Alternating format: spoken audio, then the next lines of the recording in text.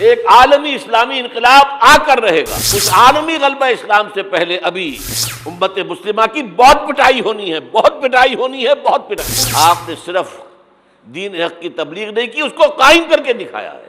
بدترین عذاب عربوں پر آیا کھڑا ہے، سروں پر تنا ہوا ہے، بدترین. معافی چاہتا ہوں. امت مسلمہ بحیثیت مجموعی اللہ کی نگاہ میں مجرم، بہت بڑی مجرم. کیوں؟ 1 انچ زمین دنیا میں نہیں دکھا سکتی جہاں اللہ کا دین قائم ہو. 3 فتوے ہیں اس مفتی اعظم جو ہماری اتاری ہوئی شریعت کے مطابق فیصلے نہیں کرتے، وہی تو کافر ہیں، وہی تو مشرک ہیں، وہی تو فاسق ناہنجار ہیں، باغی. اخلاقیات کی بنیاد کیا ہے؟ کیا نیکی اور بدی کی کوئی مستقل اقدار ہے؟ Good and evil are they permanent values? یا جیسے آج کل کی بات ہو گئی ہے، بہت بڑی گمراہی کی بات ہے لیکن بہت عام کہی جاتی ہے، nothing is good or evil, only thinking makes it so. نہ کوئی نیکی نیکی ہے، نہ کوئی بدی بدی ہے. یہ تو ہمارے سوچنے کا انداز ہے، کسی کو نیکی کہہ دیتے، کسی کو بدی نہیں. یہ مسائل ہیں جن سے روز اول سے فلسفی لوگ ان کے بارے میں غلطاؤں پیچھا رہے، سوچتے رہے، غور و فکر کرتے رہے. وہ سارا سفر جو آدم سے لے کر محمد تک صلی اللہ علیہ وسلم تمام فلسفیوں نے ذہنی سفر طے کیا، وہ حضور کو ان چند دنوں میں غار حرا کی خلوت میں طے کرا دیا گیا، تاکہ انسان نے بحیثیت انسان جو کچھ سوچا ہے وہ آپ کے علم میں آ گئے. اس کے بعد اب اقرا بسم ربک الذی خلق. انسانی سوچ تو یہیں تک ہے، اب پڑھو اپنے رب کا نام لے کر جس نے تمہیں الگ سے پیدا کیا. اور اس کے بعد پھر 2 حکم آئے. اب یہ غور و فکر کا ایک دور تو ختم ہو گیا، فلسفیانہ غور و فکر تکمیل کو پہنچا. ایک دوسرا شروع ہوا، اب ایک فکر دامنگیر ہوا، یہ میرے اوپر کتنی بڑی ذمہ داری آ گئی ہے، یہ معاشرہ ٹھیک ہو سکتا ہے، یہاں امکان ہے اصلاح کا. خود قرآن نے کہا انا سنلقی علیک قولا ثقیلا، ہم آپ پر ایک بہت بھاری بوجھ ڈالنے والے ہیں. اب یہ فکر دامنگیر ہوئی، اس کے لیے غور کرتے رہتے تھے، سوچتے رہتے تھے. تو دونوں یہ صورتیں شروع ہوتی ہیں، اے نبی اب یہ غور و فکر کا کام چھوڑیے، اب میدان میں آئیے، کمر کس لیجیے. یا ایھا المزمل قم، یا ایھا المدثر قم. دونوں جگہ ایک ہی امر ہے، قم، کھڑے ہو جاؤ، کمر بستہ ہو جاؤ. لیکن عجیب بات ہے، میں چند منٹ لے رہا ہوں اس پر. رات کو کمر کسو، کھڑے رہو ہمارے سامنے. قم اللیل الا قلیلا نصفہ او انقص منہ قلیلا او زد علیہ ورتل القرآن ترتیلا. یہ مشقت، جانگسل،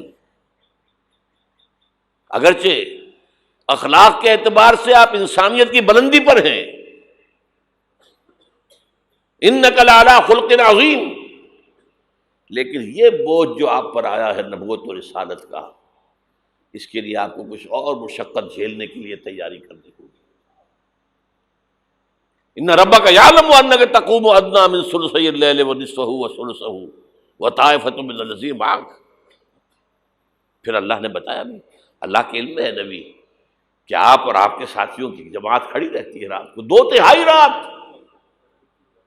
یا کم سے کم نصف یا تہائی جب. یہ تو تھی وہ روحانی ایکسرسائز اور ترقی جو حضور اور صحابہ کرام سے کرائی گئی ہے آئندہ کے مراحل کے لیے. میدان میں آؤ تو کیا کرنا ہے؟ یا ایھا المدثر قم. قم کیا کرنا ہے دن میں؟ انذر، خبردار کرو انہیں. یہ بڑے بھلاوے میں آ گئے ہیں، دنیا نے انہیں ہم سے غافل کر دیا ہے. دنیا کی محبت میں آ کر یہ آخرت سے غافل ہو چکے ہیں. انہیں خبردار کیجیے، زندگی یہی زندگی نہیں ہے. مرنے کے بعد اٹھائے جاؤ گے، پورا حساب کتاب ہوگا زندگی بھر کا اعمال کا، اور اس کے بعد جزا ہوگی یا سزا ہوگی۔ وَإِنَّهَا لَجَنَّةٌ أَبَدًا أَوْ لَنَارٌ أَبَدًا۔ یہ انذار ہے، خبردار کرنا ہے۔ تو حضور کے بالفعل جو آپ کا مشن ہے اس میں شروع میں انذار غالب ہے۔ وہ تو اب تک کچھ لوگوں نے تسلیم کیا، کچھ لوگ ایمان لائے، کچھ لوگ قریب آئے، کچھ تربیت میں سے گزر رہے، انہیں بشارت دیتے تھے نا، تمہارے لیے بشارت ہے، سلام علیکم۔ یہاں تک کہا گیا ہے نبی یہ جو ہمارے مومن بندے آپ کے پاس آتے ہیں، وَخْفِضْ جَنَاحَكَ لِلْمُؤْمِنِينَ، ذرا اپنے کندھوں کے ان کے سامنے جھکا کر رکھا کیجئے، ان پر شفقت کیجئے، ان سے محبت کے ساتھ پیش آئیے۔ یہ ہمارا تحفہ ہے آپ کے لیے، ہم نے انہیں چنا ہے آپ کے لیے، یہ آپ کے صحابی بنیں گے۔ انقلاب کے اندر یہی تو دست و بازو ہوں گے۔ ٹھیک ہے ان میں غلام بھی ہیں، ان میں غریب بھی ہیں، ان میں مزدور بھی ہیں، لیکن یہی ہیں جو تاریخ کے دھارے کا رخ موڑیں گے۔ پھر بشارت کا دور آیا ہے بعد میں، شروع میں تو انذار ہے۔ یہاں میرا جی چاہ رہا ہے میں آپ کو حضور کا ایک خطبہ اور سنا دوں انذار ہی کے حوالے سے۔ جب آیت آئی کہ اب انذر عشیرتک الاقربین، اے نبی اب اپنے قریب کے رشتہ داروں کو خبردار کیجیے۔ یہ جو مشن شروع ہوا حضور کا، یہ ہمارے آج کے واعظوں کے مانند نہیں ہے کہ دنیا بھر میں واعظ کہتے پھرتے گھر والوں کی خبر ہی نہیں، اولاد کدھر جا رہی ہے اس کے بارے میں فکر ہی نہیں۔ واعظ بہت بڑے ہیں، چیریٹی بگنز ایٹ ہوم، سب سے پہلے دعوت دیجیے اپنے گھر والوں کو اور اپنے رشتہ داروں کو۔ وانذر عشیرتک الاقربین، تو حضور نے حکم دیا حضرت علی کو رضی اللہ تعالی عنہ، علی ایک دعوت طعام کا بندوبست کرو اور سب بنی ہاشم کو بلا لو۔ بنو ہاشم میں زیادہ قریبی رشتہ دار، یہ آپ کو معلوم ہونا چاہیے کہ جیسے ہمارے ہاں ایک قبیلہ ہوتا وٹو قبیلہ، اب وٹو میں مانے کے، لالے کے، شامد کے یہ ہوتے ہیں نا، پھر ان میں خاندان ہوتے ہیں، کوئی شاہ محمد تھا اس کی اولاد جو ہے وہ شامد کے ہو گئی، لالا کوئی ہوگا لالے کے ہو گئے، مانے کے ہو گئے، لیکن ہے سب وٹو۔ اسی طرح مکے میں بسنے والے تھے سب قریش، کوئی جو ہے بنو ہاشم، کوئی بنو امیہ، کوئی بنو عدی، کوئی بنو تیم، لیکن سب کے سب کون تھے؟ قریش۔ اس میں جو گھرانہ تھا جس سے حضور تھے وہ بنو ہاشم تھے۔ تو اقربین کہا نا اپنے قریبی رشتہ داروں کو، کھانا کھلایا، اس کے بعد آپ کھڑے ہوئے۔ ابو لہب نے تاڑ لیا کہ ابھی ہمارے سامنے اپنی دعوت رکھیں گے، وہ تو چونکہ ایک دیوار بیچ کا پڑوسی تھا اور دشمن تھا، سگا چچا ہونے کے باوجود بدترین دشمن۔ اس نے شور مچایا، ہوٹنگ کی، اور کسی نے بات نہیں سنی، اور یہ کوشش ناکام ہو گئی۔ چند دن کا بیچا دے کر آپ نے صلی اللہ علیہ وسلم پھر کہا علی دوبارہ ذرا کھانے کا اہتمام کرو، پھر بلایا، پھر کھانا کھلایا۔ میں کہا کرتا ہوں کہ اب کچھ شرم آ گئی ہوگی کہ 2 دفعہ روٹی کھا لی ہے تو کم سے کم ان کی بات تو سن لو۔ یہ خطبہ جو دیا ہے حضور نے صلی اللہ علیہ وسلم، عظیم ترین خطبہ، جامع ترین خطبہ، لیکن مجھے عجیب ہے، یہ محسوس ہوتا ہے کہ ہمارے ہاں احادیث کی کتب میں میرے علم کی حد تک یہ موجود نہیں ہے۔ مجھے یہ خطبہ ملا ہے نہج البلاغہ سے،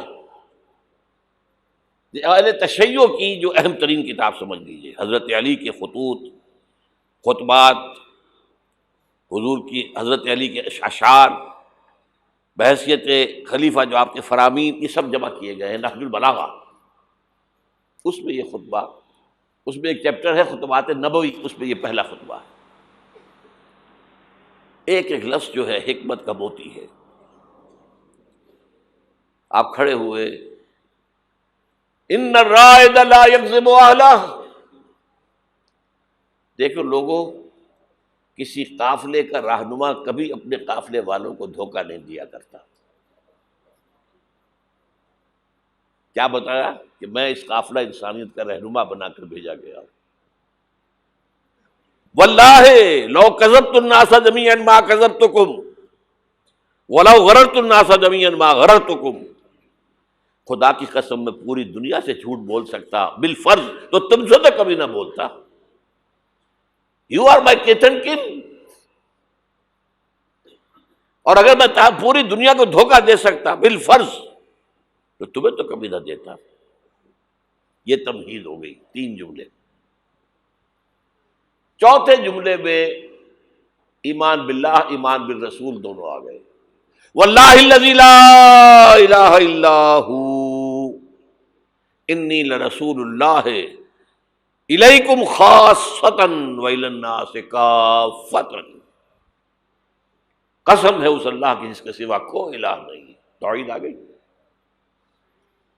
میں اللہ کا رسول ہوں تمہاری طرف خاص طور پر اور پوری دنیا کی طرف عام طور پر. اب جو جملے آ رہے ہیں وہ سارے انذار آخرت پر ہیں. واللہ لتموتن کما تنامون. خدا کی قسم تم سب پر موت آئے گی جیسے کہ روزانہ رات کو سو جاتے ہو. ثم لتبعثن کما تستيقظون. پھر ایک صبح ہوگی جب اٹھا لیے جاؤ گے جیسے کہ روزانہ صبح بیدار ہو جاتے ہو.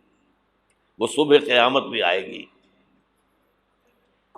اور کبھی آپ نے نوٹ کیا بیداری کے وقت کی دعا مسنون کون سی ہے؟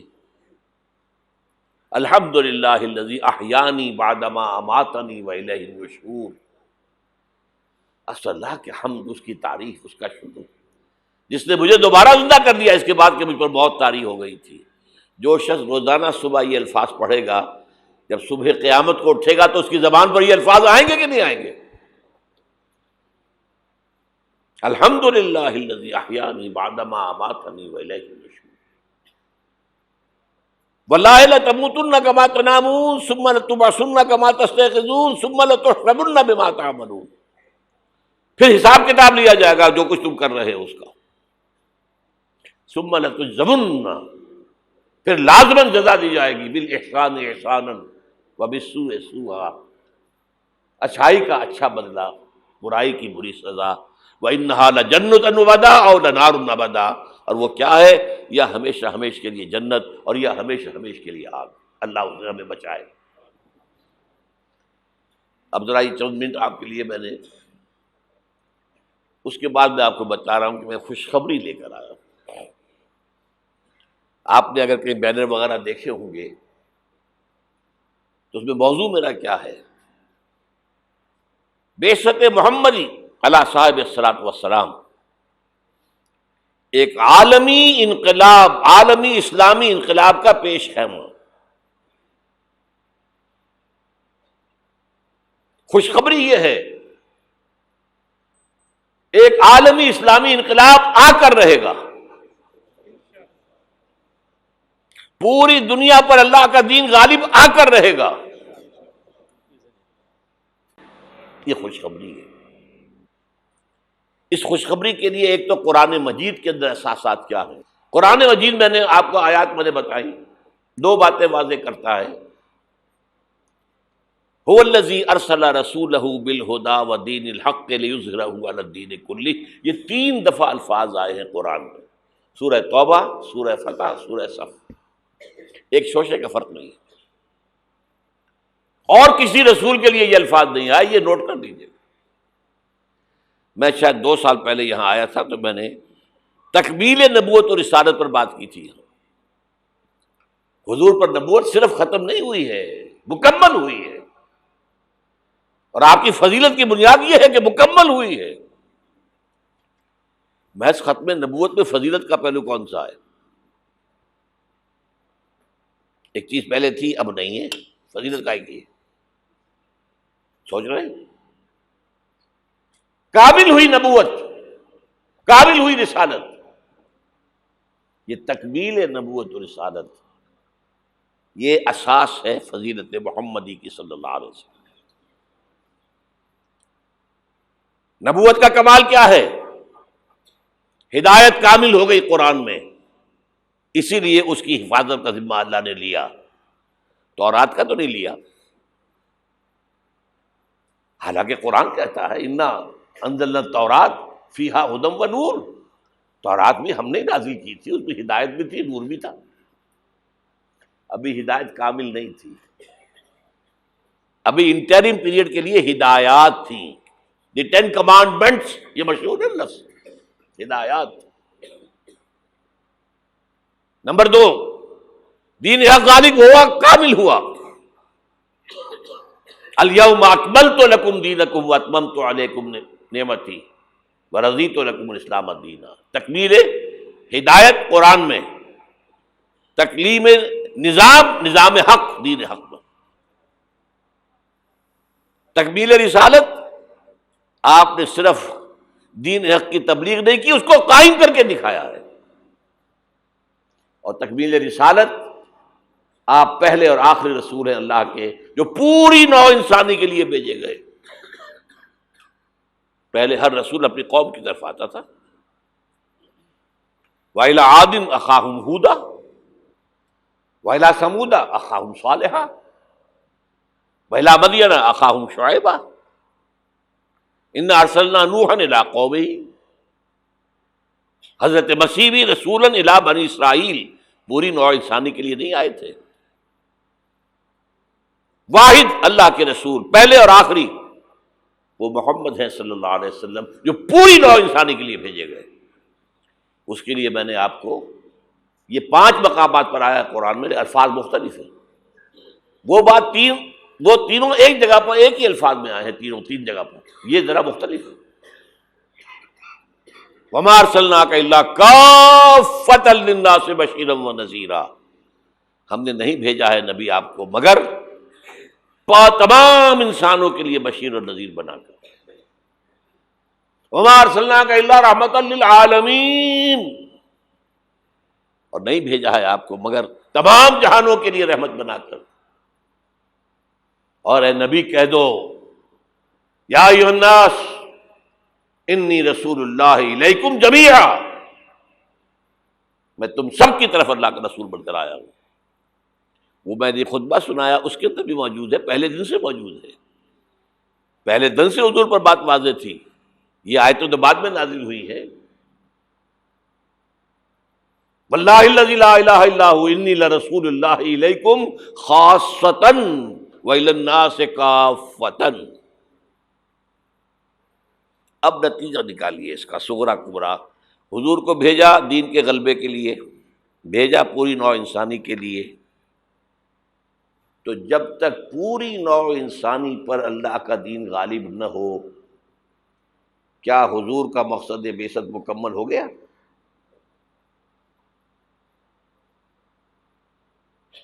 جزیرہ نما عرب پر اللہ کا دین غالب ہو گیا، عربوں کی حد تک دین کی تبلیغ مکمل ہو گئی۔ اگر تو آپ صرف عربوں کے لیے آئے ہوتے تو آپ کا کام پورا ہو گیا تھا۔ آپ آئے پوری نوع انسانی کے لیے، پوری دنیا کے لیے، تو پھر اقبال کے لفظ میں سنیے، وقت فرصت ہے کہاں، کام ابھی باقی ہے، نور توحید کا اتمام ابھی باقی ہے۔ تو پوری دنیا جب تک اس نور توحید سے جگمگا نہ اٹھے، پوری دنیا جب تک نور رسالت سے منور نہ ہو جائے، اس وقت تک وقت فرصت ہے کہاں، کام ابھی باقی ہے۔ اور کیا ہو سکتا ہے کہ دنیا ختم ہو جائے اور حضور کی بعثت کا مقصد مکمل نہ ہو؟ ناممکن۔ تو قرآن سے ثابت ہوا کہ ایک عالمگیر اسلامی انقلاب آ کر رہے گا، جیسے حضور کے دست مبارک سے اور آپ کے حیات طیبہ کے دوران جزیرہ نما عرب میں ایک اسلامی انقلاب آیا۔ اب اس میں حضور کی طرف سے حدیث سے سنیے۔ ایک حدیث ہے، بڑی پیاری حدیث ہے، حضور نے اپنے دور سے لے کر اور قیامت تک 5 ادوار کا ذکر کیا ہے۔ مجھے یاد نہیں رہا، ہم نے ان حدیثوں کو ایک 4 ورقے کی شکل میں بہت عام کیا ہے، لاکھوں کی تعداد میں شائع کیا ہے۔ میرا خیال تھا کہ میں لے آؤں گا یہاں بھی آپ کے لیے تحفے کے طور پر، بھول گیا میں۔ یہ حدیث جو ہے حضرت نعمان بن بشیر سے ہے رضی اللہ تعالی عنہ، اور مسند احمد ابن حنبل میں ہے رحمۃ اللہ علیہ۔ حضرت نعمان بن بشیر فرماتے حضور نے ارشاد فرمایا تکون النبوۃ فیکم ما شاء اللہ ان تکون، لوگوں دیکھو نبوت تمہارے مابین رہے گی جب تک اللہ چاہے گا کہ رہے۔ ثم یرفع اللہ اذا شاء یرفعها، پھر جب اللہ چاہے گا اسے اٹھا لے گا۔ کیا مطلب؟ میں رہوں گا تمہارے مابین جب تک اللہ چاہے گا، پھر جب اللہ مجھے اپنے پاس بلا لے گا، میری وفات ہو جائے گی تو دور نبوت ختم ہو جائے گا۔ ثم تکون خلافۃ علی منہاج النبوہ، پھر ایک دور ہوگا خلافت، لیکن نبوت کے نقش قدم پر، بالکل نقش قدم پر، ڈٹو، کاربن کاپی، کوئی فرق نہیں ہوگا، بال برابر بھی۔ اس کو ہم کہتے ہیں خلافت راشدہ۔ حدیث میں ہے خلافت علی منہاج النبوہ، فتکون ما شاء اللہ ان تکون، وہ بھی رہے گا جب تک اللہ چاہے گا۔ ثم یرفع اللہ اذا شاء یرفع، جب اللہ چاہے گا اسے بھی اٹھا لے گا۔ پھر تیسرا دور آئے گا، ثم یکون ملکا عاضا، پھر ایک کاٹ کھانے والی ملوکیت کا دور آئے گا، بادشاہت، ملوکیت، کاٹ کھانے والی، ظالم۔ یہ دور ملوکیت ہے۔ بنو امیہ، بنو عباس، یہ خلفاء نہیں تھے، بادشاہ تھے، یہ ملوکیت تھی۔ واقعہ کربلا کب ہوا؟ انہی کے دور میں ہوا نا۔ واقعہ ہررا کب ہوا؟ انہی کے دور میں ہوا۔ 3 دن تک مدینے کو مباح کر دیا گیا فوجیوں پر، لوٹو جس کو چاہو، ریپ کرو جسے چاہو، مدینہ۔ یہ ہماری تاریخ کے واقعات ہیں۔ پھر سینکڑوں تابعین کو شہید کیا حجاج بن یوسف نے۔ یہ ہماری تاریخ ہے کہ نہیں؟ حضور خبر دے رہے ہیں، ملکن عاظم، کاٹنے والی، کٹکھنی ملوکیت کا دور آئے گا۔ فرمایا یہ بھی رہے گا جب تک اللہ چاہے گا، پھر اللہ جب چاہے گا یہ دور بھی ختم ہو جائے گا۔ ثم تکون ملکن جبریا، پھر ایک اور بادشاہت ہوگی جس میں غلامی ہوگی۔ کیا مطلب؟ یہ پہلی ملوکیت مسلمانوں کی تو تھی، کلمہ گو تو تھے، جھوٹے تھے یا سچے تھے، کلمہ گو تو تھے، اچھا برے بھی تھے تو اچھے بھی تھے، بہت اچھے اچھے لوگ بھی پیدا ہوئے۔ بادشاہوں میں بھی جو مثالیں مسلمان بادشاہوں کی ہیں، اچھے لوگوں کی، آپ کو دنیا میں نہیں ملیں گی۔ لیکن اس کے بعد کون سا دور آیا؟ ہماری اب ملکہ کون تھی؟ ملکہ وکٹوریہ۔ اب یہ ملوکیت جمع غلامی،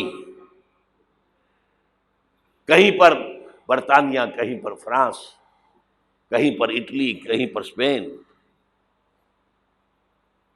پورا عالم اسلام، کولونیلزم جسے آپ کہتے ہیں، یورپی استعمار جسے آپ کہتے ہیں، ملکن جبرین۔ لیکن جو خوشخبری ہے وہ کیا ہے؟ ثم تکون خلافۃ علی منہاج النبوہ، پھر اس کے بعد دور آئے گا خلافت علی منہاج النبوت کا۔ یہ خوشخبری ہے۔ آج تاریخ کا قافلہ کہاں کھڑا ہے نوٹ کر لیجئے۔ وہ ملکن جبرین براہ راست ختم ہو چکی ہے۔ انگریز گیا، فرانسیسی گئے، ولندیزی گئے، ڈچ گئے، اسپینیئرز گئے، اطالوی گئے، سب گئے۔ عالم اسلام آزاد ہو گیا نا۔ لیکن بائی پراکسی انہی کی حکومت جاری ہے، ابھی انہی کے ذہنی غلام، انہی کے تہذیبی شاگرد، انہی کے غلام، انہی کے ایجنٹ آج پورے عالم اسلام پر حکمران۔ صرف یہ کہ پہلے وہ براہ راست حکومت کر رہے تھے، اب بائی پراکسی کر رہے ہیں۔ اپنے دور میں تعلیم دے کر ایسے لوگ پیدا کر گئے جن کی چمڑیاں تو کالی رہ گئیں، اندر سے یورپین ہو گئے. اور بیکاروں نے یہی کہا تھا ہم جو نظام تعلیم یہاں بنا رہے ہیں اس کے نتیجے میں ہندوستان کے لوگوں کی چمڑی کی رنگت تو نہیں بدلے گی لیکن اندر سے وہ بالکل بدل جائے گا. انہی کے غلام ہیں، انہی کی تہذیب، انہی کی عریانی، انہی کی بے حیائی، انہی کی بے شرمی. یہ دور انٹرم پیریڈ ہے، چوتھا دور ختم ہوا ہے، پانچواں آیا نہیں ہے، لیکن پانچواں زیادہ دور نہیں ہے. یہ دور آئے گا. پہلی بات تو یہ کہ آئے گا، اس میں میں نے قرآن سے بھی ثابت کر دیا، حدیث سے بھی ثابت کر دیا. اس میں جو شک کرے میرے نزدیک اس کے ایمان میں شک ہے. اچھا اب جب آئے گا تو کس شان سے آئے گا؟ اب جب آئے گا گلوبل ہوگا. ویسے بھی اب دنیا گلوبلائز ہو چکی ہے. آج تو آپ کہتے ہیں دنیا کیا ہے؟ It's a global village. اب جو نظام بھی آؤگا گلوبل ہوگا. اب اس میں دو حدیثیں آپ سن لیجئے. اب جب خلافت اللہ منہاج النبوت آئے گی تو وہ کسی ایک علاقے کے اندر محدود نہیں ہوگی. حضرت ثوبان رضی اللہ تعالیٰ عنہ حضور کے ایک غلام تھے جنہیں آپ نے آزاد کر دیا تھا. انہیں عربی میں کہتے مولا، ان ثوبان مولا رسول اللہ صلی اللہ علیہ وسلم. انہی کے ذہنی غلام، انہی کے تہذیبی شاگرد، انہی کے غلام، انہی کے ایجنٹ آج پورے عالم اسلام پر حکمران. صرف یہ کہ پہلے وہ براہ راست حکومت کر رہے تھے، اب بائی پراکسی کر رہے ہیں. اپنے دور میں تعلیم دے کر ایسے لوگ پیدا کر گئے جن کی چمڑیاں تو کالی رہ گئیں، اندر سے یورپین ہو گئے. اور بیکاروں نے یہی کہا تھا ہم جو نظام تعلیم یہاں بنا رہے ہیں اس کے نتیجے میں ہندوستان کے لوگوں کی چمڑی کی رنگت تو نہیں بدلے گی لیکن اندر سے وہ بالکل بدل جائے گا. انہی کے غلام ہیں، انہی کی تہذیب، انہی کی عریانی، انہی کی بے حیائی، انہی کی بے شرمی. یہ دور انٹرم پیریڈ ہے، چوتھا دور ختم ہوا ہے، پانچواں آیا نہیں ہے، لیکن پانچواں زیادہ دور نہیں ہے. یہ دور آئے گا. پہلی بات تو یہ کہ آئے گا، اس میں نے قرآن سے بھی ثابت کر دیا، حدیث سے بھی ثابت کر دیا. اس میں جو شک کرے میرے نزدیک اس کے ایمان میں شک ہے. اچھا اب جب آئے گا تو کس شان سے آئے گا؟ اب جب آئے گا گلوبل ہوگا. ویسے بھی اب دنیا گلوبلائز ہو چکی ہے. آج تو آپ کہتے ہیں دنیا کیا ہے؟ It's a global village. اب جو نظام بھی آؤگا گلوبل ہوگا. اب اس میں دو حدیثیں آپ سن لیجئے. اب جب خلافت اللہ منہاج النبوت آئے گی تو وہ کسی ایک علاقے کے اندر محدود نہیں ہوگی. حضرت ثوبان رضی اللہ تعالیٰ عنہ حضور کے ایک غلام تھے جنہیں آپ نے آزاد کر دیا تھا. انہیں عربی میں کہتے مولا، ان ثوبان مولا رسول اللہ صلی اللہ علیہ وسلم. یہ مولا کا لفظ عجیب ہے. آقا بھی مولا ہوتا ہے، غلام آزاد ہو جائے وہ مولا ہے. حالی موالی، موالی جو بنا ہے لفظ. بہرحال ان ثوبان مولا رسول اللہ صلی اللہ علیہ وسلم قال، حضور نے فرمایا صلی اللہ علیہ وسلم، قال النبی صلی اللہ علیہ وسلم ان اللہ زوالی الارض، اللہ نے میرے لیے ساری زمین کو لپیٹ دیا. فرأیت مشارقہا و مغاربہا، میں نے سارے مشرق دیکھ لیے، سارے مغرب دیکھ لیے. اب اس کو نہ سوچیے کیسے دیکھ لیے ہوں گے، زمین تو گول ہے، لپٹی کیسے ہوگی. یہ معاملہ اللہ کا اس کے رسول کے مابین. اللہ اپنے رسولوں کو جو مشاہدات کراتا ہے وہ ہماری سمجھ سے بالاتر ہے. ہمیں شب معراج کی سمجھ کیسے آئے گی؟ فَأَوْلَىٰ إِلَىٰ عَبْدِهِ مَا أَوْحَىٰ، ہمیں کیا پتا کیا راز و نیاز کی باتیں ہوئی تھی، ہمیں کیا اندازہ؟ بہرحال حضور فرماتے ہیں ان اللہ زوالی الارض، زمین لپیٹ دی، فرائے تو مشارقہا و مغاربہا، میں نے سارے مشرق دیکھ لیے، سارے مغرب دیکھ لیے، وَإِنَّ أُمَّتِي سَيَبْلُغُ مُلْكُهَا مَا سُوِئَ لِي مِنْهَا، سنو میری امت کی حکومت ان تمام علاقوں پر قائم ہوگی جو مجھے زمین کو لپیٹ کر دکھا دیے گئے۔ کوئی شک ہے؟ اگر شک ہو تو اپنے ایمان کی خیر بنائیے۔ یہ روایت صحیح مسلم کی ہے، صحیحین کی روایت جو ہے وہ تو سب سے ٹاپ۔ دوسری حدیث مقداد ابن الاسود رضی اللہ تعالیٰ عنہ سے،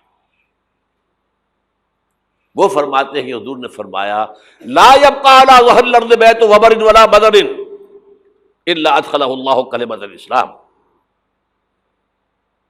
اس زمین پر نہ کوئی گھر بچے گا اینٹ گارے کا بنا ہوا، نہ کوئی خیمہ ہوگا جو بالوں کے کمبلوں سے بنا ہوا ہو، مگر یہ کہ اس میں اللہ کلمہ اسلام کو داخل کر کے رہے گا۔ بعز عزیز او ذل ذلیل، یا تو کسی باعزت کے اعزاز کے ساتھ، وہ ایمان خود قبول کرے گا، اسلام اس کے اندر داخل ہوگا، اس کا بھی اعزاز ہوگا۔ وَلِلَّهِ الْعِزَّةُ وَلِرَسُولِهِ وَلِلْمُؤْمِنِينَ وَلَكِنَّ الْمُنَافِقِينَ لَا يَعْلَمُونَ، اور جو نہیں اسلام قبول کرے گا اسے نیچے ہو کر رہنا پڑے گا، یؤتُوا الْجِزْيَةَ عَنْ يَدٍ وَهُمْ صَاغِرُونَ، انہیں اسلام کی سپریمیسی قبول کرنی پڑے گی۔ کوئی گھر نہیں بچے گا جس میں کہ اللہ کا کلمہ داخل نہ ہو جائے۔ حضرت مقداد کہتے ہیں پھر میں نے اپنے دل میں کہا وَيَكُونَ الدِّينُ كُلُّهُ لِلَّهِ، یہ جو سورہ انفال میں الفاظ آئے ہیں دین کل کا کل اللہ کے لیے ہو جائے تب تو یہ ہو جائے گا۔ تو اس خوشخبری کو سامنے رکھیے، حضور کا مقصد بعثت غلبہ دین، بھیجا گیا پوری نوع انسانی کے لیے، تکمیل اس وقت ہوگی جب پورے عالم انسانیت پر دین کا غلبہ ہو جائے، جیسے 1400 برس قبل عرب میں ہو گیا تھا، اور یہ ہو کر رہے گا۔ اس کی خبر 5 ادوار کے اعتبار سے حضور نے دے دی، اس کے گلوبل ہونے کی حضور نے 2 حدیثیں میں نے آپ کے سامنے رکھ دی، ہمیشہ وہ ہوگا۔ اور آج دنیا ادھر جا رہی ہے، اور دنیا کو ہے پھر مار کا روح و بدن پیش، تہذیب نے پھر اپنے درندوں کو ابھارا، اللہ کو پابر دیے مومن پہ بھروسہ، ابلیس کو یورپ کی مشینوں کا سہارا۔ امریکہ مشینوں کے بل پر کھڑا ہوا ہے، اس کی تہذیب ختم ہو چکی ہے۔ وہ جو اقبال نے 100 سال پہلے کہا تھا، دیار مغرب کے رہنے والوں خدا کی بستی دکان نہیں ہے، کھرا جسے تم سمجھ رہے ہو وہ اب ذرے کم عیار ہوگا، تمہاری تہذیب اپنے خنجر سے آپ ہی خودکشی کرے گی، جو شاخ نازک پہ آشیانہ بنے گا ناپائیدار ہوگا۔ اور آج کیا ہوا ہے وہاں؟ صدر امریکہ فرماتا ہے، کلنٹن، جو اس کا آخری state of the union address تھا آخری، القریب امریکی قوم کی اکثریت حرام زادوں پر مشتمل ہوگی۔ اس کے الفاظ کیا ہیں؟ Born without any wedlock, کوئی شادی کا بندھن نہیں ہے ماں باپ میں اور بچے پیدا ہو رہے ہیں۔ ان کو آپ کیا کہتے ہیں؟ حرامی۔ اب لوگوں کی اکثریت کو پتہ ہی نہیں ہمارا باپ کون تھا، جانتے ہی نہیں۔ نتیجہ یہ نکلا ہے بالفعل کہ مجھے اسکول میں داخلے کے لیے فارم کبھی آپ نے پر کیا ہوگا اپنے بچے کے لیے، لے گئے آپ، اس کا نام یہ ہے، اس کے باپ کا نام یہ ہے، اس کی پیدائش یہ ہے، اس کا یہ ہے، اب وہاں باپ کا کھانا ہی نکال دیا، اسے پتہ ہی نہیں، ماں کا نام لکھ دو۔ یہ تہذیب ہے ان کی۔ بہرحال دنیا ایک بہت بڑے تصادم کی طرف بڑھ رہی ہے۔ اب میں اس سے اگلی بات جو کہنا چاہتا ہوں اس کے لیے پہلے سے معذرت کر لوں، خوشخبری میں نے دی ہے تو بدخبری بھی مجھے دے دی۔ اس عالمی غلبہ اسلام سے پہلے ابھی امت مسلمہ کی بہت پٹائی ہونی ہے، بہت پٹائی ہونی ہے، بہت پٹائی ہونی ہے۔ یہ میں نہیں کہہ رہا، حضور نے کہا ہے۔ کتاب الملاحم احادیث کی کتابوں کے آخر میں یہ 4 ابواب جو آتے ہیں جن کو عام طور پہ علماء بھی نہیں پڑھتے، اس لیے کہ ان سے کوئی فقہی مسئلہ تو نکلتا نہیں، ان سے کوئی شرعی حکم نہیں نکلتا، وہ تو پیشین گوئیاں ہیں۔ کتاب الفتن، کیسے کیسے فتنے اٹھیں گے، کتاب الملاحم، کیسی کیسی جنگیں ہوں گی، کتاب اشراط الساعہ، قیامت کی جو علامات کیا ہوں گی، کتاب علامات القیامہ، یہ کیا ہوں گے، ان ابواب کو پڑھیے تو آپ کو معلوم ہوگا اس دور کے آنے سے پہلے ابھی امت مسلمہ پر اللہ کے عذاب کے بہت سخت کوڑے پڑ گئے۔ معافی چاہتا ہوں،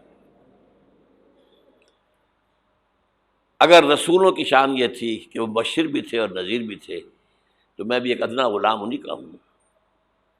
میں جو کہہ رہا ہوں قرآن اور حدیث سے کہہ رہا ہوں۔ یہ عذاب کیوں آئے گا؟ امت مسلمہ بحیثیت مجموعی اللہ کی نگاہ میں مجرم، بہت بڑی مجرم۔ کیوں؟ 1 انچ زمین دنیا میں نہیں دکھا سکتی جہاں اللہ کا دین قائم ہو۔ یہ مذہب ہے، مسجدیں ہیں، حج ہے اور عمرے ہیں، یہ مذہب ہے۔ دین کہاں ہے؟ اللہ کا نظام کہاں ہے؟ دین حق کہاں ہے؟ وہ نظام عدل کہاں ہے؟ وہ نظام سیاست کہاں ہے؟ وہ قانون شریعت کہاں ہے؟ آپ کی ساری معیشت سود کے اوپر ہے، اور سود سے زیادہ بڑا گھناؤنا جرم کوئی نہیں، سود سے زیادہ بڑا گھناؤنا گناہ کوئی نہیں، جس کے بارے میں حضور نے فرمایا الربا 70 جزءا یحوما، 2 حدیثیں ہیں یہ، ربا کے 70 حصے ہیں، یہ 70 گناہ ہیں، 70 گناہ ہیں، جن میں چھوٹے بھی ہیں بڑے بھی ہیں، 70 گناہ۔ ایسا رہا ان میں سب سے چھوٹا اس کے مساوی ہے ان ينكح الرجل امه، کہ کوئی شخص اپنی ماں سے زنا کرے۔ سنن ابی داؤد کی روایت ہے، سن لیجیے، پڑھ لیجیے۔ سارا نظام آپ کا کہاں ہے؟ تجارت ہو تو اس پر ہے، زراعت ہو تو اس پر ہے، بیج لیا تھا تو سودی قرضے پہ لیا تھا، اس کے بعد جو اس کے لیے کھاد خریدی تھی سودی قرضے پہ خریدی تھی، پیسٹی سائڈز خریدے تھے سودی قرضے پہ خریدے تھے، اس کے بعد اگر کوئی ہارویسٹر لیا ہے، کوئی اور لیا، ٹریکٹر لیا تو سودی سود، ہر دانے گندم میں سود ہے۔ کوئی شخص بچا ہوا نہ، میں بچا ہوا نہ بچے ہوئے، کوئی بچا ہوا نہیں۔ سارا کاروبار، ساری صنعت و حرفت، ساری حکومت، پوری حکومت، پوری قوم سود کے اندر جکڑی ہوئی۔ ایک ایک شخص، کہاں ہے اسلام؟ آپ میری بات سمجھ لیجئے، اسلام کے 2 حصے کر لیجئے، اسلام بطور مذہب، اسلام بطور دین۔ اور یہ تو آپ قرآن پڑھتے ہیں، پورے قرآن میں مذہب کا لفظ تو آیا ہی نہیں ہے۔ حدیث کے ذخیرے میں بھی میری امکان، میرے معلومات کی حد تک کہیں نہیں ہے۔ یہ مذہب تو ہمارے یہاں استعمال ہوتا تھا فقہوں کے لیے، مذہب حنفی، مذہب مالکی، مذہب شافعی، مذہب حنبلی، اب ایک مذہب سلفی اہل حدیث حضرات کا ہو گیا ہے، مذہب ظاہری، بعض مذہب جعفری، یہ فقہوں کے لیے تھا۔ مذہب کیا ہے؟ مذہب کا نام 3 چیزوں کا مجموعہ مذہب ہے، کچھ عقائد، کچھ عبادات، کچھ رسومات۔ بچہ پیدا ہوگا تو کیا کریں گے؟ عقیقہ کریں گے۔ کوئی فوت ہوگا تو کیا کریں گے؟ جنازہ پڑھائیں گے، کفن دفن کریں گے۔ شادی ہوگی تو کیا کریں گے؟ ایجاب و قبول ہوگا، ولیمہ ہوگا۔ یہ رسومات ہیں۔ دین یہ نہیں ہے، دین ہے اللہ کا دین، اللہ کا نظام، اللہ کا قانون۔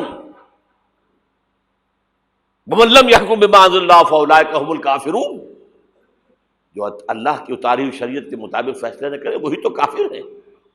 میں اور آپ کون ہیں؟ برا نہ مانیے، فیس دی فیکٹس۔ اور یہ فتویٰ کس کا ہے؟ اللہ کا ہے۔ وَمَن لَّمْ يَحْكُم بِمَا أَنزَلَ اللَّهُ فَأُولَٰئِكَ هُمُ الْكَافِرُونَ وَمَن لَّمْ يَحْكُم بِمَا أَنزَلَ اللَّهُ فَأُولَٰئِكَ هُمُ الظَّالِمُونَ وَمَن لَّمْ يَحْكُم بِمَا أَنزَلَ اللَّهُ فَأُولَٰئِكَ هُمُ الْفَاسِقُونَ۔ 3 فتوے ہیں اس مفتی اعظم کے، جو ہماری اتاری ہوئی شریعت کے مطابق فیصلے نہیں کرتے وہی تو کافر ہیں، وہی تو مشرک ہیں، وہی تو فاسق ناہنجار ہیں، باغی۔ یہ ہے امت مسلمہ کا حال۔ اب سعودی عرب ذرا پیچھے پیچھے چل رہا تھا، اب آگے بڑھ رہا ہے۔ اب مخلوط تعلیم کی یونیورسٹی وہاں قائم کر دی گئی ہے۔ شاہ عبداللہ صاحب جو ہے بش سے NOC لے کر آئے ہیں تو اسے بادشاہ مانا گیا ہے۔ امریکہ کے غلام بکے ہوئے، سولڈ، اور وہی کیا سب سارے کے سارے ہمارا وہ شخص خبیث جو ہمیں اس جنگ میں امریکہ کا جو ہے اعلی کار بنا کر دفع ہو گیا یہاں سے، اور اس کے نتیجے میں آج ہمارے ہاں ساری بدامنی ہے۔ یہ کیوں ہو رہا ہے؟ جنگ تو امریکہ کی ہے۔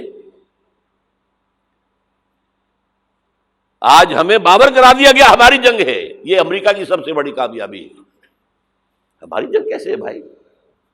یہ جنگ 2001 میں شروع ہوئی تھی، سب سے پہلے حملہ افغانستان میں کیا گیا تھا، ہم سے مدد مانگی تھی کہ ہماری مدد نہیں کرو گے تو ہمارے دشمن ہو۔ تو جنگ ان کی تھی کہ ہماری تھی؟ ہماری جنگ ہوتی تو ہم مدد مانگتے کسی سے۔ نہ کوئی جرم ثابت تھا اسامہ کا، نہ کوئی جرم ثابت تھا طالبان کا۔ جرم ایک ہی ہوا تھا کہ کچھ شریعت محمدی نمایاں ہو رہی تھی، اس کی برکات کا ظہور ہو رہا تھا۔ 90% عراق کے اندر امن قائم ہو گیا۔ یہ بات کہی اقبال نے 1936 میں، ان کی آخری نظموں میں سے ہے ابلیس کی وجہ سے شورا۔ اس میں ابلیس کہتا ہے کہ نہ مجھے جمہوریت سے کوئی ڈر ہے، میرا اپنا بنایا ہوا نظام ہے، وہی شیطانی نظام ہے۔ یہ ہم نے خود شاہی کو پہنایا جمہوری لباس، جب ذرا آدم ہوا ہے خود شناس و خود نگر۔ نہ اشتراکیت سے مجھے کوئی ڈر ہے، کب ڈرا سکتے ہیں مجھ کو اشتراکی کوچہ گرد؟ یہ پریشان روزگار آشفتہ بغض آشفتہ ہوں ہے، اگر کوئی ڈر خطر مجھ کو تو اس امت سے ہے، اس کی خاکستر میں ہے اب تک شرار آرزو۔ اس کے انگارے اوپر سے اس کے اوپر راکھ آ گئی ہے، نظر نہیں آ رہا، اندر آگ دہک رہی ہے، ان کے دلوں کے اندر آگ دہک رہی ہے۔ عصر حاضر کے تقاضاؤں سے ہے، لیکن یہ خوف ہو نہ جائے آشکارا شر پیغمبر کہیں، وہ شر پیغمبر ابھر کر افغانستان میں سامنے آ رہا ہے۔ Billions and billions of dollars جو ہے امریکہ دیتا ہے، افغانستان میں افیون کی کاشت بند نہیں ہوتی، اور ملا عمر کا ایک حکم اور کاشت زیرو ہو گئی۔ انہوں نے کہا یہ تو ہمارے لیے انتہائی بڑا خطرہ ہے، یہ نظام اگر ظاہر ہو گیا دنیا پر، اگر یہ ابھی کلی ہے کھل گئی پھول بن گئی تو کیا ہوگا؟ یہ شیطنت ختم ہو جائے گی۔ اس لیے تہس نہس کیا افغانستان۔ وہ جنگ ہے۔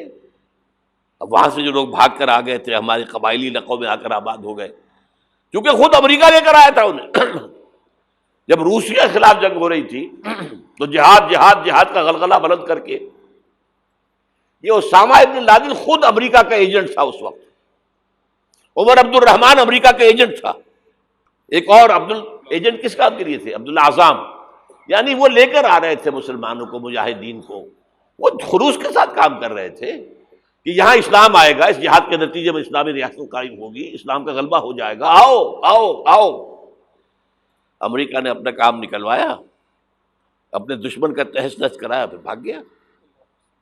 اور اب ان کے خلاف، اور ہمارے لوگوں نے پکڑ پکڑ کر لوگ دیے ہیں، پیسے کمائے ہیں، ارب ڈالر لیے ہیں، ایک ایک کے سر کی قیمت کہاں گئی؟ وہ جو آئی تھی کہاں گئی؟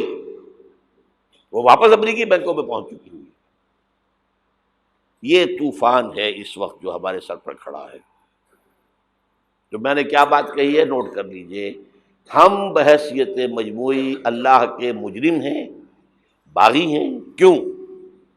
ہم نے کلونیلزم سے آزاد ہونے کے بعد، جب تک انگریز تھا ہم کہتے تھے ہم کیا کریں، ہم تو مجبور ہیں۔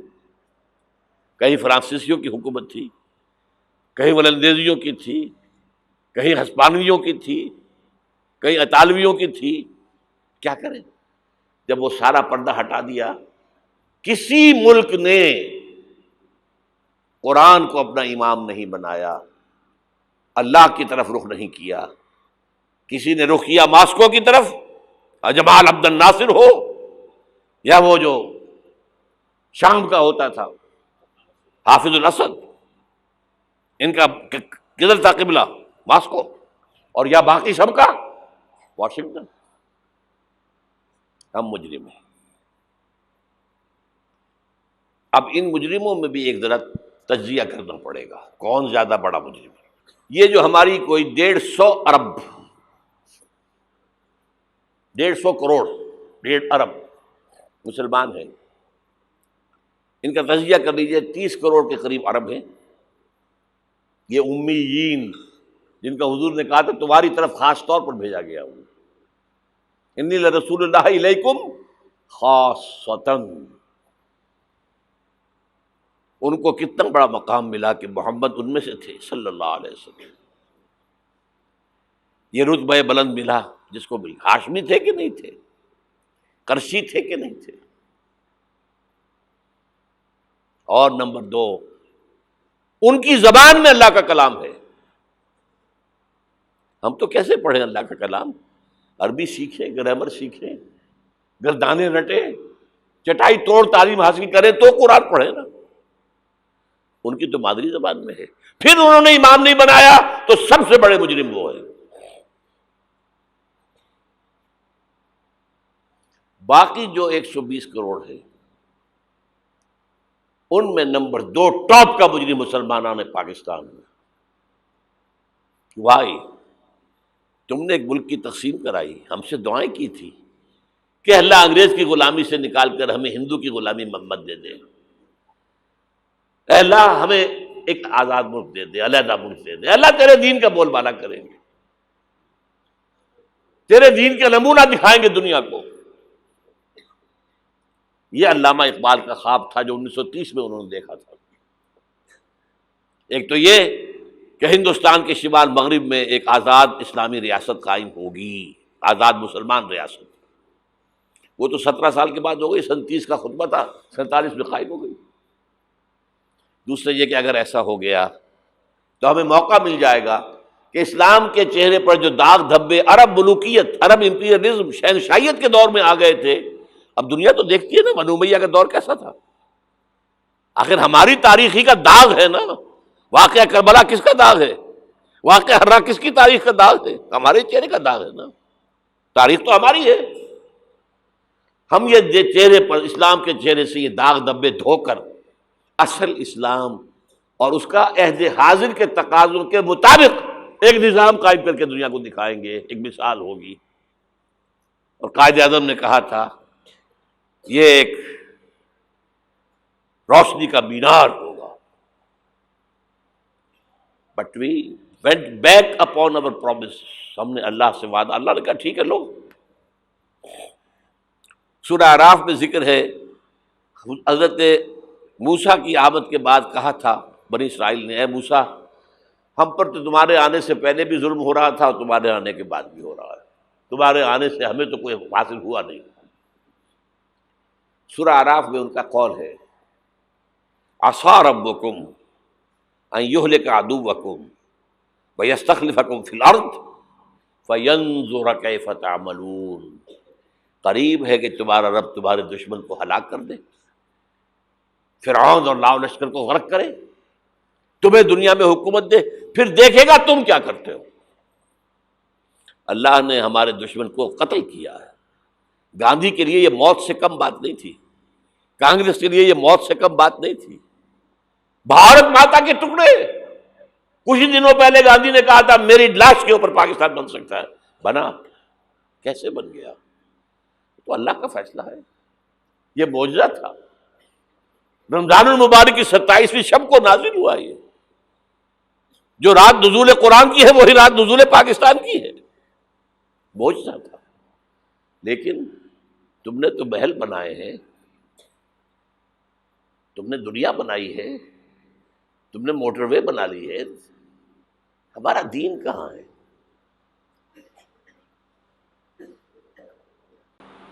ہمارا دین کہاں ہے؟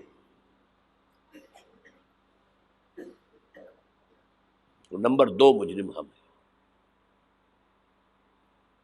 باقی نمبر 3 پہ جائیں گے۔ اب نوٹ کر لیجئے، یہ کتابیں اگر آپ پڑھنا چاہیں تو کتاب الملاحم میں پڑھیے، بدترین عذاب عربوں پر آیا کھڑا ہے، سروں پر تنا ہوا ہے، بدترین ایسی جنگ ہونی ہے الملحمۃ العظمیٰ، جس کو کہ میں بھی آپ کے گواہی پیش کر دوں گا، جسے کہا گیا دی لاسٹ کروسیڈ۔ بش نے بھی کروسیڈ کا لفظ بول دیا تھا، پھر واپس لیا اس نے۔ نکل جاتی ہے جس کے منہ سے سچی بات مستی میں، فقیہ مصلحت بین سے وہ رندے بادہ خار اچھا، کروسیڈ کہہ کر پھر واپس لیا۔ یہ کروسیڈ، اس کے اوپر جس قدر نقصان ہونا ہے عربوں کا، گریٹر اسرائیل بنے گا، یہ عراق، شام، اردن، سعودی عرب کا کچھ شمالی علاقہ، ترکی کا جنوبی علاقہ، مصر کا صحرائے سینا، اور اس کے ساتھ ہی جو بہترین اس کا زرخیز ترین علاقہ ڈیلٹا آف نائل، یہ سب یہودیوں کے قبضے میں جائیں گے۔ اس کو حدیث میں کہا گیا الملحمۃ العظمیٰ۔ عیسائی 80 علم لے کر اے مسلمانوں تم پر حملہ آور ہوں گے، اور ہر علم کے نیچے 12,000 فوج ہوگی، 9.5 لاکھ فوج۔ یہ نیٹو کی تیاری کس کے لیے ہو رہی ہے؟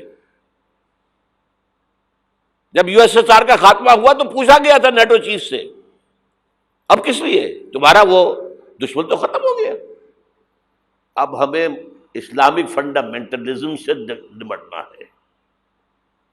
وہ جانتے ہیں خطرہ یہی ہے، اب اسلام ابھر سکتا ہے، مسلمانوں کے سینوں کے اندر وہ آگ ہے، اوپر خاکستر آ گیا ہے، تم کو اٹھانا بیٹھنا، یہ اندر تو انگارہ ہے، اوپر سے راکھ ہے، اس سے دھوکہ نہ کھا جانا ان کے دلوں کے اندر۔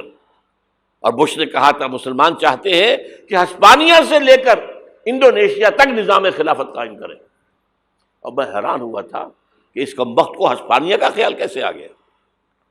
ہمیں تو کبھی آتا ہی نہیں، اب ہم تو بھول گئے، وہ تو 500 برس پرانی بات ہے، جبکہ وہاں سے ہمیں نکال دیا گیا تھا۔ اگرچہ اقبال نے کہا تھا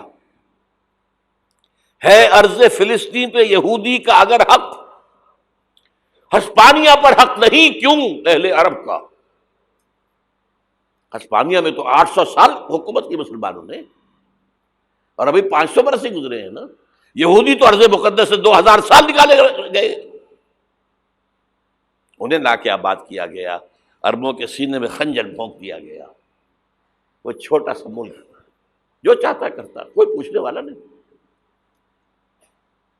امریکہ جیسے اپنے بیٹے کی حفاظت کرے ویسے کرتا اس کی۔ اور حضور نے فرمایا ہے وہ جنگ جب ہوگی تو ایک باپ کے اگر 100 بیٹے ہوں گے تو 99 ختم ہو جائیں گے، ایک بچے گا۔ یہ حدیث ہے، حدیث ہے صحیح۔ اور آپ نے فرمایا ویل للعرب من شر قد اقترب، عربوں کے لیے ہلاکت ہے، عربوں کے لیے بربادی ہے اس شر سے جو قریب آ چکی ہے۔ اور آج جس طرح انہوں نے ان کی تہذیب کو اختیار کر لیا ہے، دبئی جا کر دیکھیے، بدترین مغربی معاشرہ جو ہے وہ دبئی کے اندر ہم نے قائم کر کے دکھا دیا۔ اب سعودی عرب اس راستے پر بڑھ رہا ہے۔ اور اس کے بعد نمبر 2 پر جو ہے ہم پاکستانی ہیں، لیکن میں اس کے وہ پہلی بات جو کہہ رہا ہوں وہ تو یقینی ہے، اس میں تو احادیث صحیحہ موجود ہے۔ اگرچہ اس کے بعد پانسا پلٹے گا، پھر حضرت مہدی کا ظہور ہوگا، حضرت عیسیٰ کا نزول ہوگا، اور وہ گریٹر اسرائیل گریٹر گریو یارڈ بنے گا یہودیوں کا، ایک ایک یہودی قتل ہوگا اور دفن ہوگا۔ یہ بات میں ہونا ہے، میں پہلی بات بات کر رہا ہوں۔ وہ پانسا پلٹے گا جب پلٹے گا، ابھی جو سامنے ہے وہ کیا ہے؟ جس ملحمۃ العظمیٰ کہا حضور نے، جسے آرمگیڈون کہتے ہیں عیسائی۔ آرمگیڈون کی اگر کہیں جا کر آپ دیکھیں گے، آپ ڈکشنری میں مانی تو کیا لکھا ہے؟ A very big war which will be fought between the forces of evil and good before the end of this world. اس دنیا کے خاتمے سے پہلے خیر اور شر کی قوتوں کے درمیان بہت بڑی جنگ ہوگی۔ ارمجدون اسے کہتے ہیں عربی میں، اور آرمگیڈون اسے کہتے ہیں انگریزی کے اندر۔ اور یہ بائبل کی آخری کتاب کے اندر ہے، جو اس میں کہ مکاشفات یوحنا، ریولیشنز آف سینٹ جان. یہ تو میں کہہ رہا ہوں یقین کے ساتھ، اور زیادہ دور نہیں ہے، آیا چاہتا ہوں. اس لیے کہ یہودیوں کا اور عیسائی جو کنزرویٹوز ہیں، نیو کنزرویٹوز، ان کا 5 نکاتی ایجنڈا ہے متفق علیہ، جس کے تحت کہ یہ جنگ صلیبی شروع کی گئی ہے. وہ سن لیجئے آپ. آرمیگیڈون نمبر 1، گریٹر اسرائیل قائم ہو جانا اس کے نتیجے میں نمبر 2، مسجد اقصی اور قبۃ الصخرہ کو گرانا نمبر 3، وہاں 3rd ٹیمپل، وہ مسجد جو حضرت سلیمان نے بنائی تھی 1000 قبل مسیح میں، پھر برباد کی تھی نبوکدنضر نے، دوبارہ بنائی گئی، پھر دوبارہ ختم ہوئی 70 عیسوی تک گری پڑی ہے. ان کا خانہ کعبہ گرا ہوا ہے 70 عیسوی سے لے کر آج تک. ایک دیوار ہے ویلنگ وال، جہاں جاتے ہیں، روتے ہیں، پیٹتے ہیں، ماتم کرتے ہیں، وہاں وہ بنے گا 3rd ٹیمپل. اور نمبر 4، اس میں لا کر رکھا جائے گا تخت حضرت داؤد کا. یہ تخت کہاں ہے اس وقت؟ یہ لندن شریف کے اندر، جو ان کی پارلیمنٹ کا جو چرچ ہے، ویسٹ منسٹر ایبے، اس میں رکھا ہوا ہے. ایک پتھر تھا جس پر بٹھا کر حضرت داؤد کی تاج پوشی ہوئی، پھر حضرت سلیمان کی ہوئی، پھر وہ پتھر رکھ دیا گیا جب حضرت سلیمان نے بنایا ہیکل مسجد اقصی، وہاں رہا وہ. ہر بادشاہ جو تھا یہودی اسی کے اوپر بٹھا کر اس کی تاج پوشی ہوتی تھی. سن 70 میں ٹائٹس نے گرایا اسے، ہیکل کو، وہ پتھر لے گیا، وہاں سے روم گیا، روم سے آئرلینڈ گیا، آئرلینڈ سے اسکاٹ لینڈ آیا، اسکاٹ لینڈ سے انگلینڈ آیا، اور اب وہ رکھا ہوا ہے 14ویں صدی عیسوی سے آج تک. وہ ویسٹ منسٹر ایبے میں رکھا ہوا، ایک کرسی کی سیٹ میں اسے بنا دیا گیا ہے تخت کی شکل میں. اب انگریزوں میں کوئی ملکہ ہو، کوئی بادشاہ ہو جس کی بھی تاج پوشی ہونی اس میں ہوتی. یہ لا کر رکھا جائے گا 3rd ٹیمپل میں، اور اس پر یہودیوں کے خیال کے مطابق ان کا مسیحا آئے گا جو مسیح دجال ہوگا. عیسائیوں کے خیال کے مطابق حضرت عیسیٰ آئیں گے، وہ ہمارا بھی خیال ہے حضرت عیسیٰ آئیں گے علیہ السلام. بہرحال یہ تو بات کی باتیں ہیں نا. اس وقت جو میں عرض کر رہا ہوں، عربوں پر بہت بڑا عذاب، اور پاکستان کا معاملہ البتہ یہ ہے، میں یقین سے نہیں کہہ سکتا. ہینگنگ ان دی بیلنس، ہو سکتا ہے اللہ تعالی ہم پر رحم فرمائے، ہو سکتا ہے، اگرچہ اس کی کچھ شرائط ہوں گی. چمن کے مالک اگر بنا لیں موافق اپنا شعار، اب بھی چمن میں آ سکتی ہے پلٹ کر چمن سے روٹھی بہار، اب بھی ہو سکتی ہے. اور یہ بھی ہو سکتا ہے کہ اللہ تعالیٰ نے معجزانہ طور پر ہمیں ملک دیا، ہم نے اللہ سے بدعہدی کی، وعدہ خلافی کی، غداری کی، لہذا سزا دی جائے اور ہم سے یہ ملک چھین لیا جائے. It's just possible. دور نہ سمجھے اسے، انہونی بات نہ سمجھے. جو گھیراؤ ہو رہا ہے آپ کا، آپ کے مغرب میں نیٹو فورسز اور مشرق میں بھارتی فورسز گدھوں کی طرح بیٹھے ہوئے انتظار کر رہے ہیں پاکستان اور ڈسٹیبلائز ہو جائے، یہاں اور بدامنی ہو جائے. اب لاہور میں پھر آج دھماکے ہو گئے ہیں. 2 دن پہلے کا دھماکہ میں سہ کے آیا ہوا ہوں، آپ کے سامنے بیٹھا ہوں. وہ جانیں بچی ہیں، جو ہماری اکیڈمی کا حشر ہوا وہ تو میں آپ کو نہیں بتا سکتا. یہ سارا کیوں ہو رہا ہے؟ تاکہ یہاں بدامنی ہو جائے اور ہمیں جواز مل جائے. مغرب سے نیٹو فورسز داخل ہو جائیں، مشرق سے بھارتی فورسز آ جائیں، اور ہمارے ایٹمی دانت توڑ کر اور پھر ہمیں بھارت کے سامنے ڈال دیا جائے. Now do as you like. یہ ان کا نقشہ ہے. ہوگا کیا وہ اللہ جانتا ہے، ہوگا وہ جو اللہ چاہے. لیکن اللہ کا چاہنا جو ہے وہ کس پر منحصر ہے؟ یہاں انقلاب برپا کرو، یہاں اسلام لاؤ.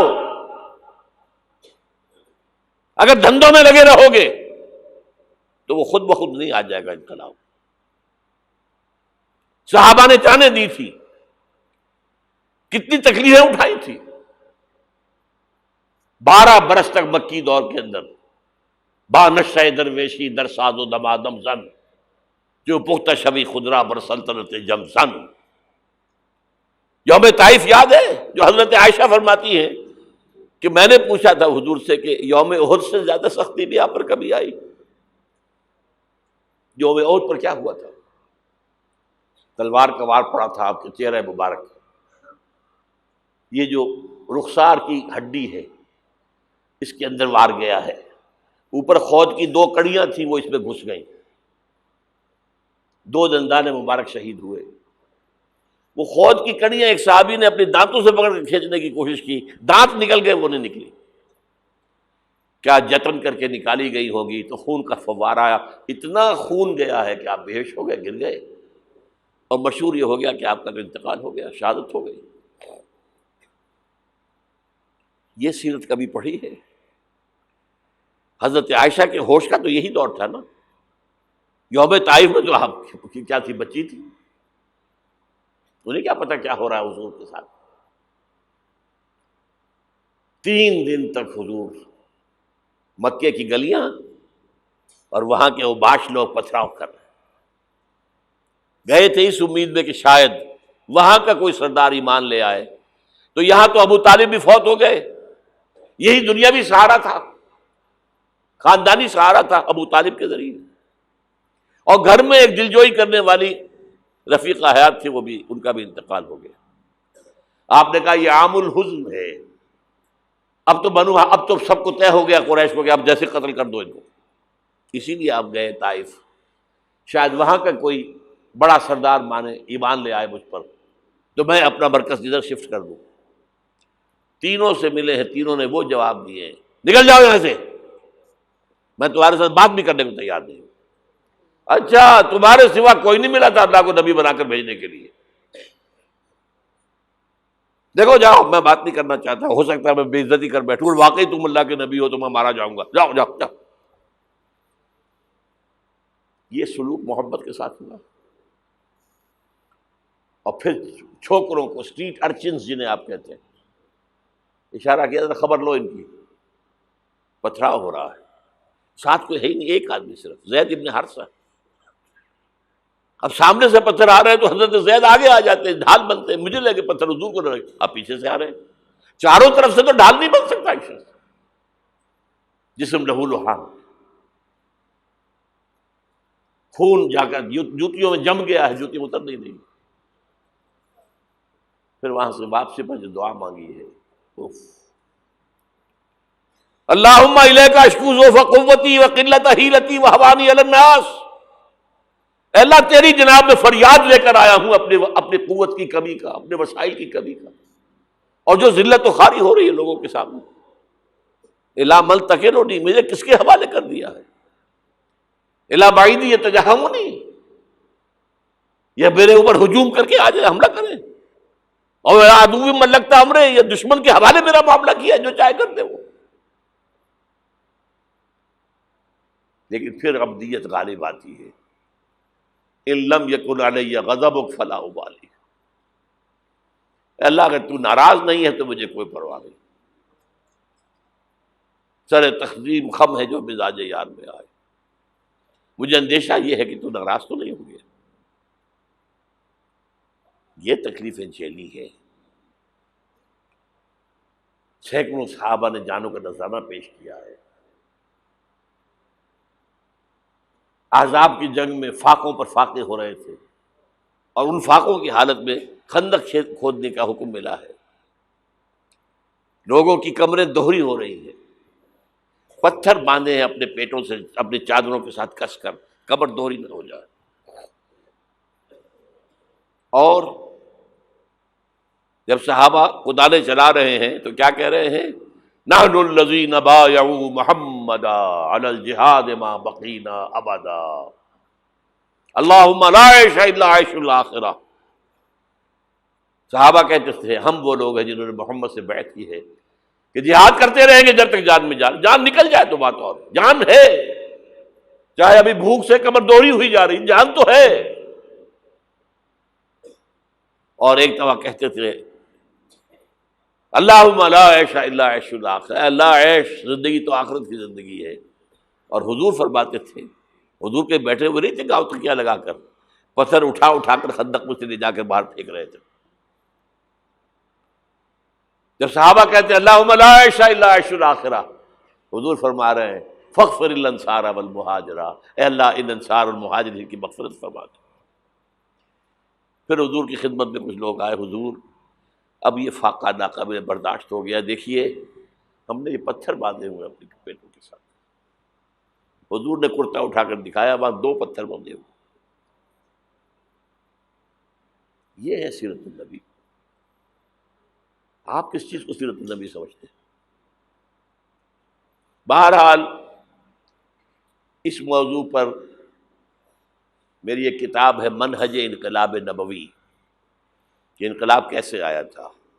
اگر دل میں ذرا بھی آرزو پیدا ہو گئی ہو کہ اللہ قبول کر لے مجھے بھی،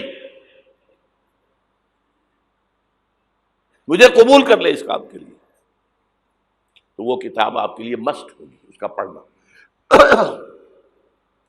وہ جو ہمارے مکتبے نے شائع کی ہوئی ہے اچھے سفید کاغذ پر، وہ تو 200 روپے کی ہے، لیکن ہمارے تنظیم کے طرف سے تاکہ کم استطاعت والے لوگ بھی استفادہ کر سکیں، وہ 70 روپے کی قیمت، اور شاید وہ 50 ہی میں آپ کو مل جائے، وہ یہاں مل جائے گی۔ باہر پڑھیے خدا کے لیے، وہ سیرت اس میں آپ کو ملے گی، سیرت ان جلوسوں میں نہیں ہے، سیرت ان درود کی محفلوں میں نہیں ہے، سیرت ان نعتوں کے اندر نہیں ہے۔ کہاں ہے؟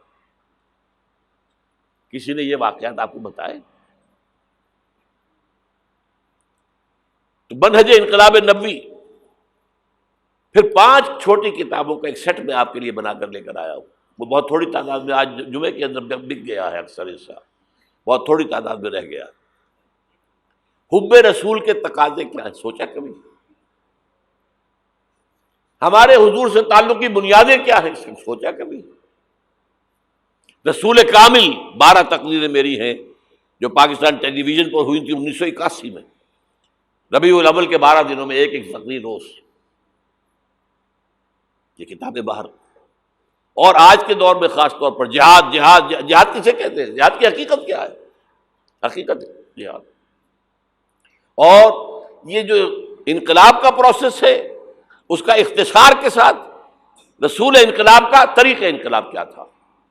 یہ 5 کتابوں کا ایک سیٹ جو ہے وہ 150 روپے کا باہر مل جائے گا، آپ لینا چاہیں پڑھیں، سنیں، سمجھیں۔ جو کچھ ہم حضور سے محبت کے جو اظہار کر رہے ہیں، جس طریقے سے کر رہے ہیں، اس سے ہمارا تعلق ثابت ہو رہا ہے حضور سے۔ اب میں یہاں آپ کو اختصار سے بیان کرتا ہوں حضور کا طریق انقلاب کیا تھا، اختصار کے ساتھ۔ تفصیل سے ان کتابوں میں دیکھیے۔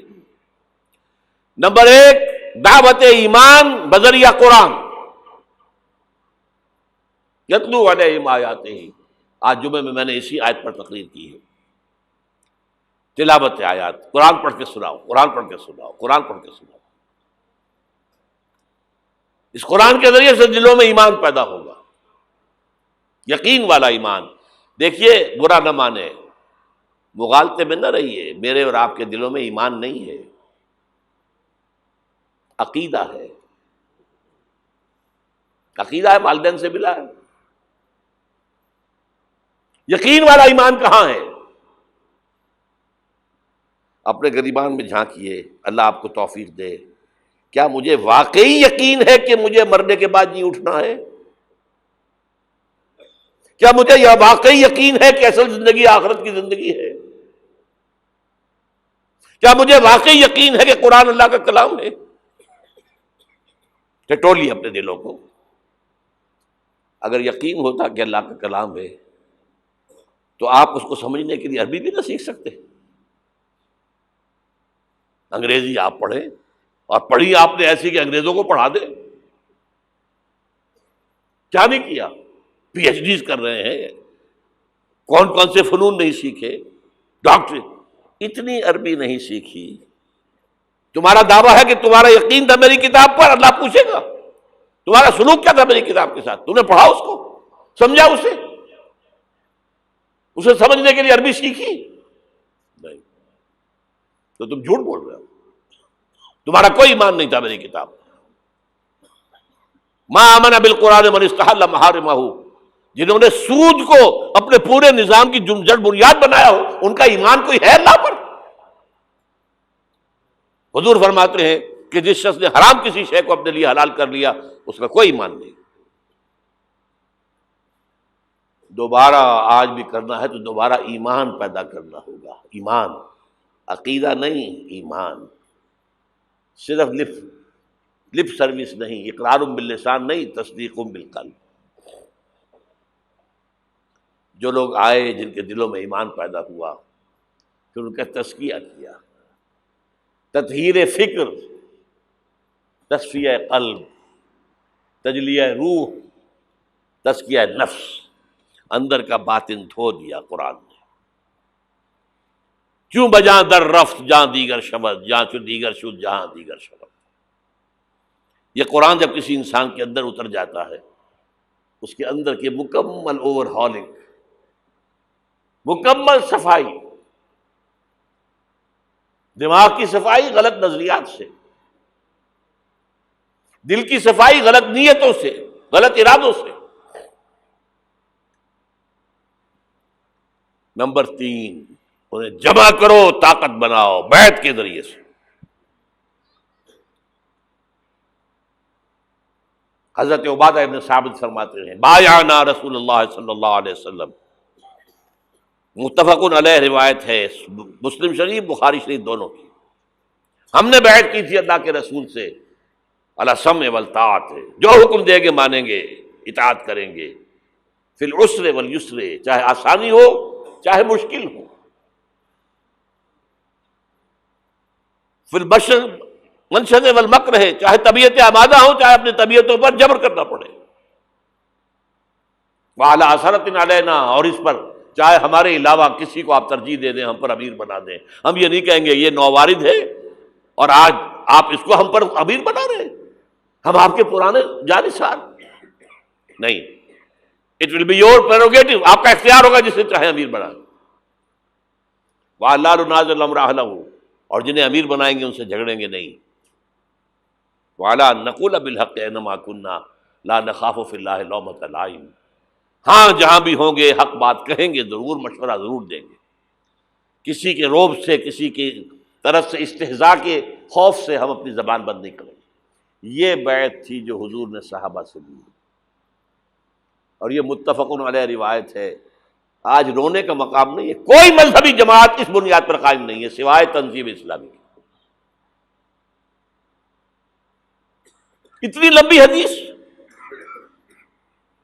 Complete constitution of an Islamic revolutionary party, حزب اللہ کی مکمل جو ہے اساس موجود ہے۔ بیعت تو پرانے زمانے کی باتیں ہیں، آج تو اور طرح کی جماعتیں بنتی۔ چوتھا مرحلہ کیا تھا؟ جب تک طاقت کافی نہ ہو، تمہیں ستائیں تو مار کھاؤ، جوابی کارروائی کوئی نہ کرنا، you have to buy time, ابھی تمہاری تعداد بہت کم ہے، اگر تم وائلنٹ ہو جاؤ گے ختم کر دیے جاؤ گے، کچل دیے جاؤ گے، چاہے وہ تمہارے ٹکڑے کر دیں، کوئی جوابی کارروائی نہیں۔ خباب بن الارت رضی اللہ تعالیٰ عنہ کا واقعہ تو اہم ہے نا، آج میں جمعے میں بھی سنا چکا ہوں۔ بلایا گیا، آؤ خباب، آ گئے، ان کی نگاہوں کے سامنے دہتے ہوئے انگارے زمین پر بچھائے گئے، اتارو کرتا، اتار دیا، لیٹ جاؤ ان پر، لیٹ گئے، کھال جلی، چربی پگھلی، انگارے ٹھنڈے ہوئے۔ اب ایسا شخص سوچئے اگر اسے اجازت ہو تو دو چار کو مار کر مرے گا نا، مجھے روسٹ کرنے چلے ہیں، یہ زندہ کباب بنانے چلے ہیں، ڈیسپریٹ انسان ایک دو کو مار کر مرتا ہے، اجازت نہیں ہے۔ کفو ایدیکم، ہاتھ رو کے رکھو۔ یہ سیرت کی چیزیں، یہ موتی کہاں سے ملیں گے آپ کو؟ منہج انقلاب نبوی ضرور پڑھیے، اعلیٰ ایڈیشن لیجئے، اللہ ہمت دے، سفید کاغذ مضبوط، یہ چھپا ہوا ہے اس پر، نیوز پیپر پر سستا ہے، بہرحال وہ پڑھیں، علم تو ملے گا نا۔ البتہ جب تیار ہو گئے، تعداد کافی ہو گئی، تزکیہ ہو چکا ہے، دل میں کوئی آرزو نہیں ہے سوائے اللہ کی رضا اور آخرت کی فلاح کے، شہادت ہے مقصود و مطلوب مومن، نہ مال غنیمت نہ کشور کشائی۔ تب اب آخری مرحلہ شروع، جنگ۔ با نشہ درویشی در ساز و دمادم زن، 12 سال مکے میں درویشی، دعوت، نصیحت، تبلیغ، وعظ۔ کوئی پاگل کہہ گیا ٹھیک ہے سن لیا، کسی نے گالی دی جواب میں دعائیں دی، کسی نے پتھراؤ کیا جواب میں پھول پیش کیے۔ یہ درویشی درویشی درویشی درویشی۔